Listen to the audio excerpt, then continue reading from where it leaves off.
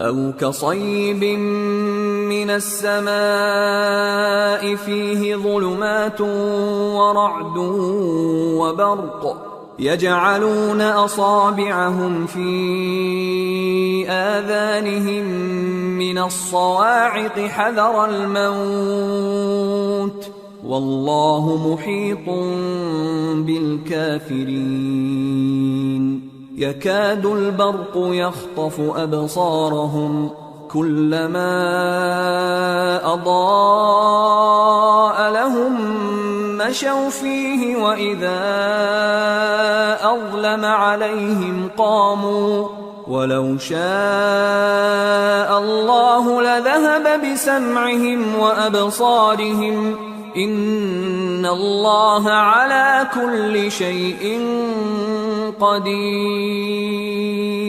या इनकी मिसाल में किसी है कि आसमान से बरस रहा हो और उसमें अंधेरे पर अंधेरा छा रहा हो और बादल गरज रहा हो और बिजली कौंद रही हो, तो ये कड़क से डर कर मौत के खौफ से कानों में उंगलियां दे ले।